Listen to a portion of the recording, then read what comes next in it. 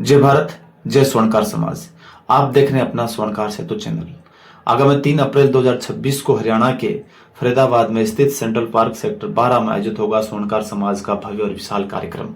आइए 3 अप्रैल को फरीदाबाद चलें। फरीदाबाद में स्वर्णकार समाज का बड़ा संगम 3 अप्रैल को होने जा रहा है। राष्ट्र निर्माण में बड़ा योगदान करने वाला स्वर्णकार समाज अपनी ताकत दिखाने से पीछे न रहे, इसलिए इस कार्यक्रम को अपना कार्यक्रम समझकर देश के कोने कोने से लोगों के पहुंचने की अपील समाज के प्रमुख लोगों द्वारा की जा रही है। स्वर्णकार समाज के 3 बड़े दिग्गज इस सम्मेलन में मुख्य अतिथि और विशिष्ट अतिथि के रूप में रहेंगे और पूरे देश के कोने कोने से समाज से जुड़े उद्योगपति, व्यापारी, सामाजिक कार्यकर्ता, अधिकारी आदि सभी लोग इस कार्यक्रम में पहुंच रहे हैं। कार्यक्रम में मुख्य अतिथि के रूप में स्वर्णकार समाज की शान प्रदीप वर्मा झारखंड से राज्यसभा के सदस्य हैं। उन्होंने भाजपा झारखंड के महामंत्री का पद भी सुशोभित किया। इससे पहले वे 2016 में भाजपा झारखंड के राज्य उपाध्यक्ष और 2013 में भाजपा झारखंड के राज्य सचिव रह चुके हैं। इससे पहले वे भाजपा झारखंड के प्रशिक्षण प्रकोष्ठ के सह संयोजक भी रह चुके हैं। उन्हें दिसंबर 2024 से राज्यसभा द्वारा एम्स देवघर के संस्थागत निकाय के सदस्य के रूप में चुना गया है। वे इलेक्ट्रॉनिक्स और सूचना प्रौद्योगिकी मंत्रालय की सलाहकार समिति के सदस्य और सितंबर 2024 से कोयला, खान और इस्पात समिति के सदस्य भी हैं। मुख्य अतिथि स्वर्णकार समाज की मुखर आवाज श्री राजेश वर्मा बिहार की खगड़िया लोकसभा सीट से लोक जनशक्ति पार्टी के सांसद हैं। वे युवा डायनामिक राजनीतिज्ञ हैं। प्रमुख व्यवसायी राजेश वर्मा भागलपुर नगर निगम के पूर्व उप महापौर भी रह चुके हैं। समाज के लिए हमेशा तत्परता से खड़े रहते हैं। राजेश वर्मा लोक जनशक्ति पार्टी के बड़े नेताओं में हैं। वे पार्टी के सह राष्ट्रीय कोषाध्यक्ष और असम, बंगाल जैसे महत्वपूर्ण राज्यों के प्रभारी हैं। उन्होंने कम उम्र में बड़ा मुकाम हासिल किया है। विशिष्ट अतिथि विधायक श्री विनय वर्मा हैं, जिन पर स्वर्णकार समाज नाज करता है। पूरे देश में समाज की आवाज को पहुंचाने वाले श्री विनय वर्मा सिद्धार्थनगर जिले के शोहरतगढ़ विधानसभा क्षेत्र से उत्तर प्रदेश विधानसभा के सदस्य हैं। उन्होंने अपना दल सोनेलाल पार्टी का प्रतिनिधित्व करते हुए 2022 का उत्तर प्रदेश विधानसभा चुनाव जीता। इसके पहले वे गोरखपुर से जिला पंचायत सदस्य रह चुके हैं। समाज के लिए लड़ने वाले जुझारू विधायक जनता और समाज की लड़ाई किसी भी सीमा तक जाकर लड़ने के लिए माने जाते हैं। वे जमीन से जुड़े हैं और समाज के युवा, व्यापारी, अधिकारी बड़ी संख्या में उनसे जुड़े हैं।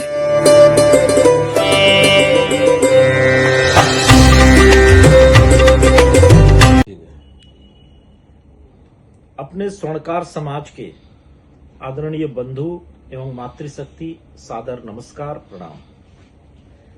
बहुत हर्ष का विषय है कि 3 अप्रैल 2026 प्रातः 10 बजे शुक्रवार को फरीदाबाद में स्वर्णकार नेतृत्व संगम के नाम से एक भव्य कार्यक्रम समाज के द्वारा आयोजित किया जा रहा है।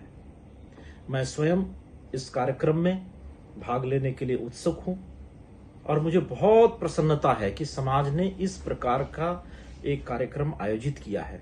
इस कार्यक्रम में भाग लेने से हमारे समाज के युवा शक्ति के भीतर नेतृत्व के गुण का विकास होगा। हमारे समाज के स्वर्णकार भाई जो व्यवसाय करते हैं, स्वर्ण का व्यवसाय करते हैं, उनके भीतर भी एक अलग प्रकार का विश्वास का भाव पैदा होगा। और सबसे बड़ी बात है कि पूरे स्वर्णकार समाज को अपनी ताकत, अपनी शक्ति का एहसास होगा। और हम समझते हैं कि इस कार्यक्रम के आयोजन से स्वर्णकार समाज के भीतर जो नई ऊर्जा और नई शक्ति का संचार होगा, वो आने वाले लंबे समय तक समाज का मार्गदर्शन करता रहेगा। मैं पुनः एक बार आप सभी से आग्रह करता हूं कि आप सभी इस कार्यक्रम का हिस्सा बने।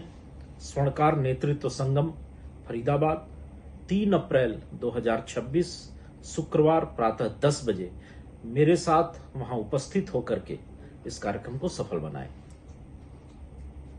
नमस्कार, जय अजमेर। बड़े गर्व की बात है, 3 अप्रैल को 10 बजे सेंट्रल हॉल सेक्टर 12 फरीदाबाद में स्वर्णकार समाज के नेतृत्व का, जनशक्ति का एक समागम हो रहा है। और ये एक अद्भुत पल है जब समाज जो है एकत्रित होकर के अपनी बात को रखे और एक दूसरे से साझा करें ताकि सभी लोग एक प्लेटफॉर्म पे आए। और सबसे बड़ी बात यह है, पूरा फरीदाबाद आपके आगमन के लिए तत्पर है, दिल खोल के आपके स्वागत के लिए तैयार है। और फरीदाबाद हरियाणा की औद्योगिक नगरी रही है, उसका एक ऐतिहासिक महत्व रहा है। मैं एक मानता हूं व्यक्तिगत तौर पे फरीदाबाद डिक्लेरेशन जो है अपने आप में एक मील का पत्थर साबित होगा।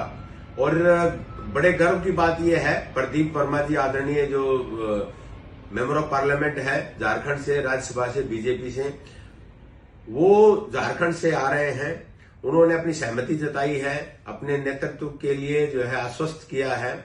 उसके बाद में जो है राजेश वर्मा जी जो ऊर्जावान युवा नेता हैं, बिहार से जो है लोकसभा से पासवान साहब की पार्टी से जो है लोकसभा के सदस्य हैं, उनकी ऊर्जा, उनका जो है नेतृत्व, और उन्होंने आश्वस्त किया है कि उनसे जो बन पड़ेगा वो सब करेंगे।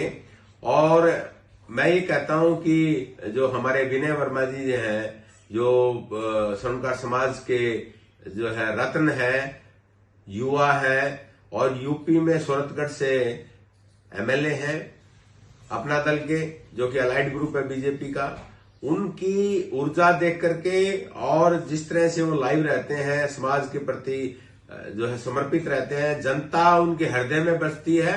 सुबह उठने से लेकर रात को सोने तक वो ये सोचते हैं कि मैं जनमानस के लिए क्या करूं। उसी क्रम में जो है अपने छत्तीसगढ़ से सोनी जी, उन्होंने भी जो अभी वर्तमान में एमएलए हैं, पूर्व में लोकसभा सदस्य रहे हैं, उन्होंने भी अपनी सहमति जाहिर की है। वो भी रायपुर से विशेष तौर पे आ रहे हैं। बाउल जी जो है मध्य प्रदेश से आ रहे हैं। कैलाश सोनी जी जो पूर्व में राज्यसभा सदस्य रहे हैं। इसी क्रम में जो है जो पार्षद रहे हैं आपके वहां से एमएलसी हैं बिहार से, वो भी आ रहे हैं। और जो है अपने आदरणीय एमएलए साहिबा देहरादून से कपूर मैडम, जो है सविता कपूर मैडम, वो भी आ रही हैं। और मोहन जी जो यूपी से ही बीजेपी के एमएलए हैं, वो भी आ रहे हैं। तो मैं ये कह रहा हूं ये एक व्यक्ति विशेष का कार्यक्रम नहीं है। कई लोग बोलते हैं जी हमारी फोटो नहीं है, हमारा नाम नहीं है। आप सबका नाम है, आप सब बुला रहे हैं, आप सबके लिए काम कर रहे हैं। सहपरिवार आना है, अपने रिश्तेदारों को बोलना है, मातृ शक्ति आए, युवा शक्ति आए, बच्चों को डेफिनेटली आप समझते हैं कि ऐसे कार्यक्रम में अवॉइड करना चाहिए। बट जो युवा शक्ति है, जो ग्रेजुएट है, पोस्ट ग्रेजुएट है, या जो कि मेजर है, वो भी आकर के अपनी बात सुने, उनके हक की बात सुनेंगे। और मैं ये कहता हूं कि मातृ शक्ति का एटलीस्ट 50% जो है भागीदारी, वो हमको सुनिश्चित करनी चाहिए, हमको तन मन से। और मैं ये कहता हूं कि इतना भव्य अरेंजमेंट है, वहां पे जो है पार्किंग की कोई दिक्कत नहीं है, खाने पीने की दिक्कत नहीं है। हॉल में इतना बड़ा हॉल है, एसी है, कोई ये सोचे कि इतनी गर्मी में क्यों मरेंगे, पार्किंग की दिक्कत आएगी, किसी भी तरह की कोई दिक्कत नहीं है।